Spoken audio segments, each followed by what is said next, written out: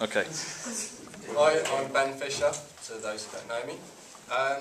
Basically, my idea kind of follows on from what it just was saying. Obviously, his was about prevention, stopping crimes and stuff before it happens, whereas mine is about basically different types of rehabilitation for young offenders. Obviously, like knife crimes on the rise and petty crimes on the rise. As you were saying, one of your friends was sadly killed recently. I mean, this idea first came to me about 5 years ago, which is actually what made me want to come to university. But since then, sadly, on Saturday, one of my friends was killed by knife crime in Oxford, which kind of proves why I want to do this. Basically, I don't think a lot of people that I know who are young, who've been in prison, actually find themselves, like, they're proud that they've been there, and it's kind of given them some, reputation. So they're not too fussed if they do something else and they go back. So prison isn't really doing anything, and obviously our prisons are pretty overcrowded anyway.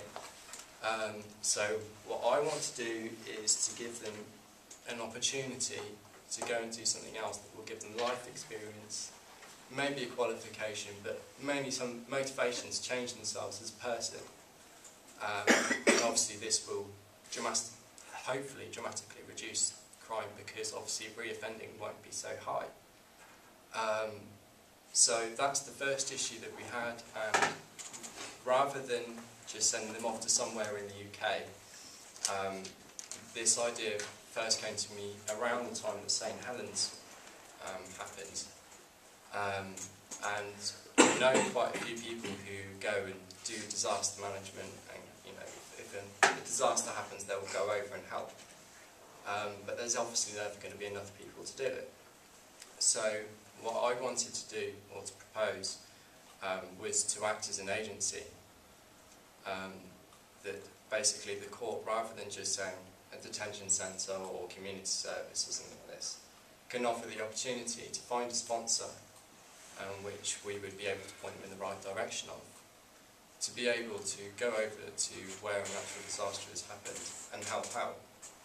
And then at the end of helping, they will get a certificate saying they've done it, that they can hang on their wall or whatever, something to bring back and show their nan, to make their nan proud.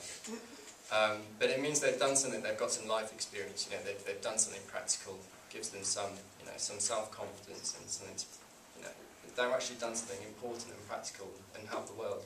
So, maybe this will bring out a different person in them. Obviously, we can't hope that there's going to be a natural disaster 100% of the time, so there will be times where that won't be possible.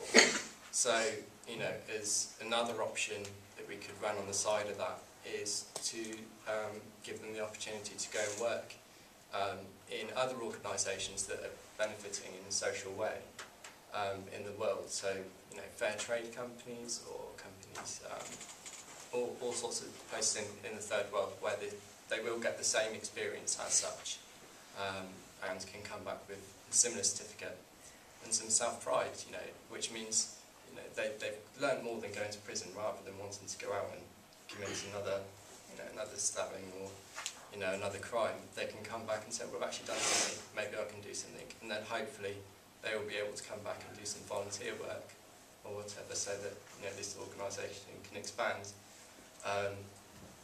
Obviously there is a problem. It costs a lot of money to send people on a flight, so it's not going to be first class flight, but if there has been, what I want to do is act as an agency, not as a fund.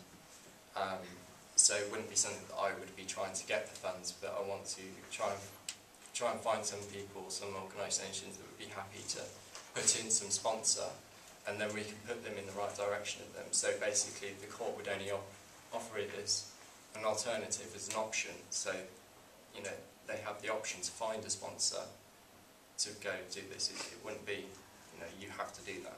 It would just be another option. Either you go to prison, or you have a community service, or you can do this. Any questions? Thank you very much. Thanks very much, Ben. What do you think you'll get out of doing this? What will I get? Yeah. Satisfaction. I'm sorry, but pointing people in the right direction, it would give me a great sense of satisfaction. I grew up area where between the age of 13 and 18 I was scared to leave my house. So, you know, because, I mean, the amount of times I got beaten up, the amount of times my friends got beaten up, you know, it's scary. And to think, you know, I could help these people who, maybe they've done that, you know. We can't always rely on groups like Idris's to prevent this. You know, as you raised the question, these do happen anyway. We can't stop it completely, but we can always, you know, add different ways of solving it. You know, there's never going to be one specific thing that can stop it. It would never be possible. But every little thing that we do to stop it is always going to be some sort of help. Okay. Yeah, we have a lot of youth, young people joining the army these days. Sure. Diverting their energy into going to war. Sure. Before you do this, what sorts of skills are you going to give these young people because of safety issues going abroad too? There are lots of groups that you, obviously, there's lots of groups that go over. So, for example, if something happens, you can literally pack your bags and get a ticket and go. You don't need any qualifications to do it. There are lots of groups that you can find over there that will point you into the right direction.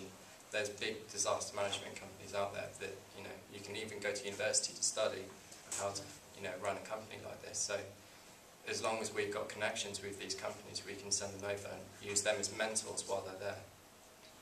It's not really a question, it's just like a little addition. Sure. I was watching a program, Blood, Sweat and Luxuries. I don't know if you've watched yeah, that. exactly. Similar. I think, you know, if people are coming from offending or something and then they go into an exercise like that where they see the hardness of what it takes to bring your leather handbags. Makes you appreciate more what you get here. Rather than going to prison again or coming out of prison and then going back home. So I think it's a brilliant idea. If you I mean, I know lots and lots of people who've been to prison that my age. So if they and they all come out proud, you know, they're happy that they've been there. So if they actually go and see and what it takes for other people to survive and what they're taking for granted, maybe that would be something that will actually make something click up there more than going back that's to the whole prison idea of again. it, is, you know, to change your mindset by doing something practical that, you know, you're happy. It's like a permanent change, isn't it? Sorry. One question and then... It's a good venture, but do you not look at it as bringing back National Youth Service? Sorry? It's a good venture, but are you not looking at it as bringing back the National Youth Service, which was, you know, the government had years back, you know, is it not sort of... I guess, but I mean, the idea is we're not putting them on the front line, you know. Right. I think, you know, there's always, people who will always say that, you know, young people who haven't got any respect should join the army. Yeah. That's great, but you can't be forced to join the army. You know, you can be given the opportunity, and a lot of people can't get anything because you have to be a certain fitness level, you have to be this. The idea of doing this is that these people who've, you know, who are going to prison have obviously committed quite a serious crime to have to go to that. And it's not, you know, you're not born to do that. You're not born with a mindset to go and commit this crime. It's, you know, it's something that's happened while you've been growing up. And you can always do something that can point out where you've gone wrong or change you as a person. And, you know, these opportunities to go and do this would really help. But you're not going to die. And how do you say you would fundraise? How would you, because... Working as an agency, I was get into contact with different organisations that would basically be sponsors for it. So they would sponsor individuals to go over. The challenge will be, obviously, they have been in prison, so for them to go abroad and help disasters like children... Yeah, it's a big ask. But I think there's some details to work out there, but... Really, you want to take one more question, because we've got to move on. Yeah, I think it looks like a big project for me. Because people who come out of prison is big number. Oh yeah. Therefore, what's your strategy? Is it local or national? I would hope that there would be obviously it would have to be sampled. It couldn't just go straight into action across the country. Maybe it could be tried in certain counties at first to see, you know, especially where knife crime is big or where certain crimes like this are big. We could sample it to see if it works, and then make it national. That would be my ideal, is to be national. Will you be pulling Idris with you? There's always the option. Thanks. Okay, thank you very much.